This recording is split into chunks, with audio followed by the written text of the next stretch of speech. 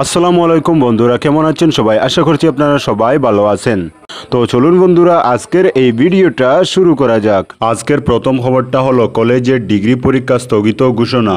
কলেজের স্নাতক পরীক্ষা স্থগিত রাখলো আসাম বিশ্ববিদ্যালয়। বৃহস্পতিবার এক বিজ্ঞপ্তি জারি করে 5 ও 6 জুলাই পরীক্ষা স্থগিত ঘোষণা করা হয়েছে। বন্যার দরুন বিশ্ববিদ্যালয়ের একাডেমিক পরীক্ষা স্থগিত রেখেছে। বহু অঞ্চল বন্যার কবলে রয়েছে। ছাত্র, ফ্যাকাল্টি ও শিক্ষক কর্মীদের চলাচলের অসুবিধার পরিপ্রেক্ষিতে পূর্ব নির্ধারিত আসাম বিশ্ববিদ্যালয়ের সমস্ত অনুমতিপ্রাপ্ত ডিগ্রি কলেজের 5 ও 6 জুলাই পরীক্ষা পরবর্তী নির্দেশ না দেওয়া পর্যন্ত স্থগিত করা হয়েছে। পরীক্ষার তারিখ যথাসময়ে জানানো হবে। আজকের পরবর্তী খবরটি হলো হাইলাকান্দিতে ত্রাণ ও উদ্ধার শুরু। 7,000 লোক বন্যার কবলে। হাইলাকান্দি জেলায় বন্যা পরিস্থিতির অবনতি হওয়ায় প্রশাসনের উদ্যোগে বুধবার থেকে ত্রাণ ও উদ্ধার অভিযান শুরু হয়েছে। বুধবার জেলার সুদর্শনপুর ও কলাসরা থেকে এসডিআরএফ বাহিনীর জওয়ানরা 12 জন লোককে উদ্ধার করে। এর মধ্যে 3টি শিশু ও 4 জন মহিলা রয়েছেন। জেলায় এ পর্যন্ত 28টি রাজস্ব গ্রামের 7,022 জন লোক চলতি দ্বিতীয় দফার বন্যার কবলে পড়েছেন। এছাড়া 7,090টি গৃহপালিত পশুও বন্যার কবলে পড়েছেন। বুধবার দিন জেলার 4টি রিলিফ ক্যাম্পে 252 জন দুর্গত আশ্রয় নিয়েছেন। বুধবার প্রশাসন থেকে 37.95 কুইন্টাল চাউল, 7.86 কুইন্টাল ডাল, 2.36 কুইন্টাল লবণ এবং 235.6 লিটার ভোজ্য তেল ত্রাণ হিসেবে বরাদ্দ করা হয়েছে। জেলার যেসব স্থানে নদী বা টপকে জনপদে জল ঢুকছে সেখানে জল সম্পদ বিভাগ থেকে বালুর বস্তা দিয়ে বন্যার জল আটকানোর চেষ্টা করা হচ্ছে। প্রশাসন থেকে পরিস্থিতির উপর নজর রাখা হচ্ছে। সাধারণ জনগণকে বন্যার জলে সাঁতার কাটা, বৈদ্যুতিক তারের নিচ দিয়ে নৌকা চালানো, বন্যার জলে ভেসে আসা বাঁশ লাকড়ির অবশিষ্টাংশ না ধরতে আবেদন জানানো হয়। জেলার নদীগুলিতে ফেরি সার্ভিস বন্ধ রাখা হয়েছে। আজকের পরবর্তী খবরটি হলো রাজ্যে 29টি জেলার 2,800 গ্রাম বন্যার কবলে, হত 39।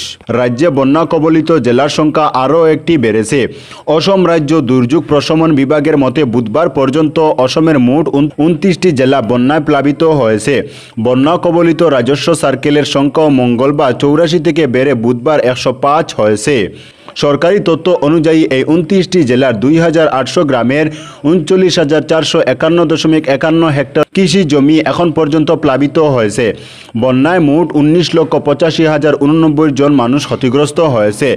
এছাড়াও রাজ্য সরকার এখনও পর্যন্ত মোট 515টি বন্যা ত্রাণ শিবির স্থাপন করেছে।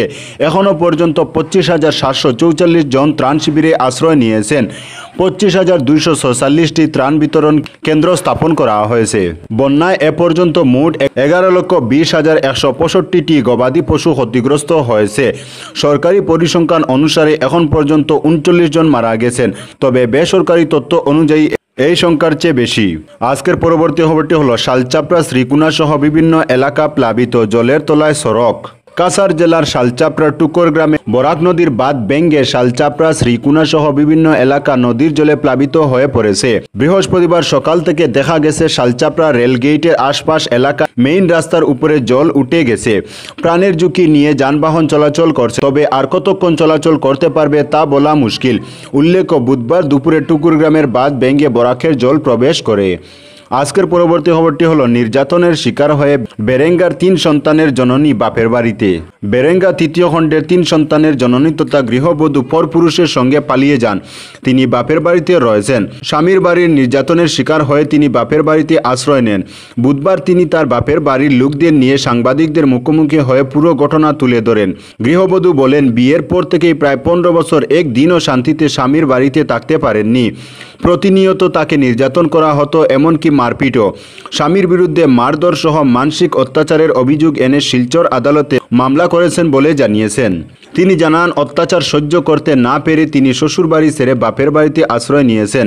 স্বামী আমির হোসেন লস্কর বাপের বাড়ি থেকে টাকা এনে দেওয়ার দাবিতে বিয়ের পর থেকে নানাভাবে শারীরিক মানসিক অত্যাচার চালিয়ে আসছেন। বাধ্য হয়ে লক্ষ্মীপুরের হরিনগর সুভাষনগর এলাকায় বাপের বাড়িতে চলে যান। বিয়ের পর থেকে যৌতুক এবং অর্থের দাবিতে এই অত্যাচার অসহ্য হয়ে উঠেছিল। অথচ বার দুয়েক 2.5 লক্ষ টাকা বাপের বাড়ি থেকে দেওয়া হয়েছিল।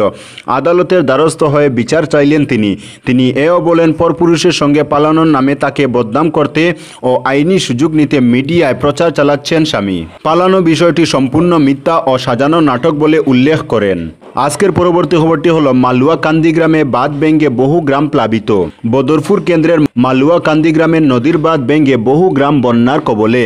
বাঙ্গা অংশ দিয়ে বরাক নদীর জল হু হু করে প্রবেশ করছে কান্দিগ্রাম, জালালপুর, পাটেরাকান্দি, মহাকল, মাসরি, জগন্নাথপুর সহ বিস্তীর্ণ এলাকা প্লাবিত হয়েছে।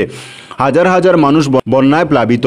কান্দিগ্রামে বিগত দিনে বাঁধ ভেঙে নদীর জল ঢুকছে, কিন্তু জল সম্পদ বিভাগ কোনো পদক্ষেপ নেয়নি, যার খেসারত দিতে হচ্ছে এবার জনগণকে।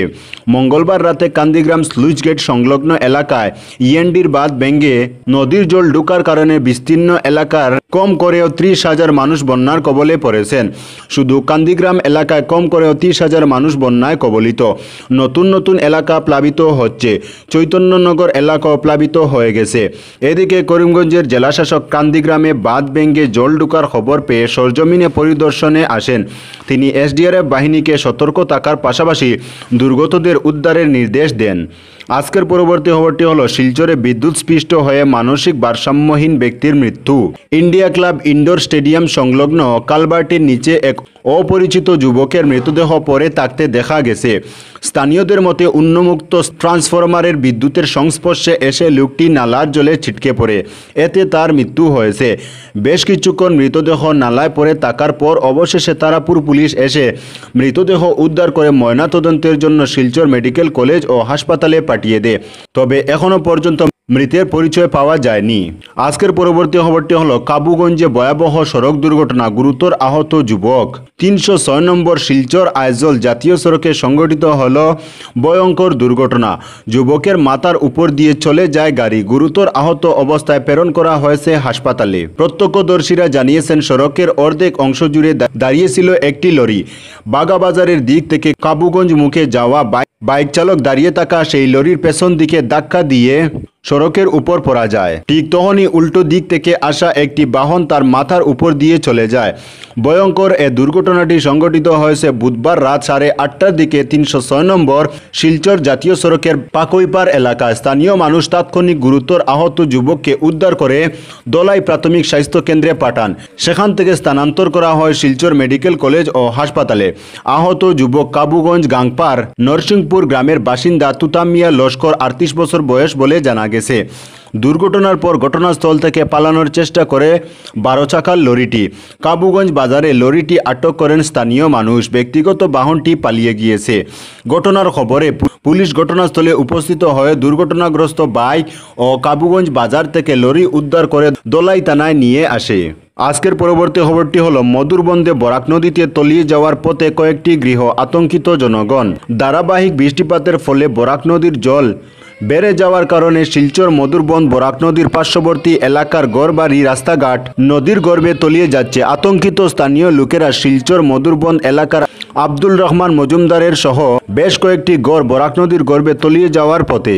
বৃহস্পতিবার সাংবাদিকদের সঙ্গে কথা বলতে গিয়ে আব্দুল রহমান মজুমদার সহ অন্যান্যরা জানান, তাদের ঘর বরাক নদীর গর্ভে তলিয়ে যাওয়ার উপক্রম হওয়ায় তাদের রাতের ঘুম নেই, পাহারা দিয়ে রাত কাটাচ্ছেন।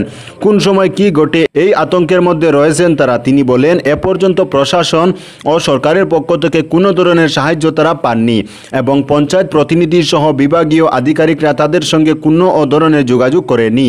তাদের ঘর থেকে উদ্ধার করে অন্যত্রে আশ্রয় দেওয়ার জন্য জেলা প্রশাসনের কাছে দাবি রাখেন। আজকের পরবর্তী খবরটি হলো কাজিরাঙ্গার 80% বন্যার কবলে। উদ্যান থেকে লুকালয়ে বাঘ। নোয়াগাঁও জেলায় কাজিরাঙ্গার জাতীয় উদ্যান বন্যায় প্লাবিত। এর মধ্যে উদ্যান থেকে বেরিয়ে আসে একটি বাঘ। বুধবার লুকালয়ে বেরিয়ে আসা বাঘটি 2 স্থানীয় বাসিন্দাকে আক্রমণ করে। বনকর্মীরা জানিয়েছেন, বন্যার ফলে পশুরা খাদ্যের অভাবে ভুগছে। খাদ্যের খুঁজেই বন থেকে বেরিয়ে মানুষের উপর আক্রমণ করে বাঘটি। 2 ব্যক্তিকে আহত অবস্থায় উদ্ধার করেন স্থানীয়রা এবং এদের চিকিৎসার জন্য সরকারি হাসপাতালে পাঠানো হয়েছে। তারা খুব সাবধানে বাঘটিকে বনে ফেরত পাঠিয়েছেন। এদিকে এবছর বন্যায় ব্যাপকভাবে ক্ষতিগ্রস্ত হয়েছে কাজিরাঙ্গা জাতীয় উদ্যান। সরকারি হিসাব অনুযায়ী কাজিরাঙ্গার ৮০% এলাকা বন্যার কবলে এবং কয়েক হাজার পশু এতে আক্রান্ত। গত ৩ দিনে ১১টি পশুর মৃত্যু হয়েছে এবং ৬৫টি পশুকে উদ্ধার করেছেন বনকর্মীরা। মুখ্যমন্ত্রী হিমন্ত বিশ্ব শর্মা মঙ্গলবার কাজিরাঙ্গা পরিদর্শন করেন এবং পরিস্থিতির খোঁজ নেন। মুখ্যমন্ত্রী বলেন, বন্যায় একদিকে যেমন সাধারণ মানুষ ক্ষতিগ্রস্ত, আমাদের ঐতিহ্যবাহী কাজিরাঙ্গা জাতীয় উদ্যানের পশুরাও কষ্ট পাচ্ছে। আমরা তাদের জন্য চিন্তিত এবং পশুদের সুরক্ষা দিতে যতটুকু ব্যবস্থা নেওয়া প্রয়োজন আমরা নেব। বনকর্মীদের বলা হয়েছে ২৪ ঘন্টা নজরদারি রাখতে, যেহেতু পশুরা নিরাপদ আশ্রয়ের খুঁজে কাজিরাঙ্গার পাশে থাকা জাতীয় সড়কে আশ্রয় নিয়েছে। যানবাহন চালকদের বলা হয়েছে তারা যেন সাবধানে চলাফেরা করেন। প্রয়োজনে আমরা ওই রাস্তায় পুরোপুরি যানবাহন চলাচল বন্ধ করে দেব। আজকের পরবর্তী খবরটি হলো করিমগঞ্জের বানবাসীদের মধ্যে ত্রাণ বন্টন অব্যাহত রামকৃষ্ণ মিশনের। সমাজসেবামূলক কাজের নজির প্রতিষ্ঠান রামকৃষ্ণ মিশনের। স্বাস্থ্য শিবির থেকে শুরু করে দরিদ্র সীমার নিচে বসবাসকারী মানুষের সাহায্যে সবসময় স্বতঃস্ফূর্তভাবে এগিয়ে আসে রামকৃষ্ণ মিশন। বন্যা হোক বা ঘূর্ণিঝড়, ক্ষতিগ্রস্ত মানুষের পাশে সর্বশক্তি দিয়ে তাদের উদ্ধার থেকে খাওয়া দাওয়া পোশাক নিয়ে হাজির থাকতে বারবারই দেখা গিয়েছে করিমগঞ্জ রামকৃষ্ণ মিশনকে। গত ২০ দিন থেকে ক্রমাগতভাবে কয়েক লক্ষাধিক টাকার ত্রাণ সামগ্রী বিতরণ করা হয়েছে করিমগঞ্জের বানবাসীদের মধ্যে। এবার ঘূর্ণিঝড় এবং শিলাবৃষ্টিতে ক্ষতিগ্রস্ত হওয়া অসহায়দের পাশে দাঁড়িয়েছে করিমগঞ্জ রামকৃষ্ণ মিশন।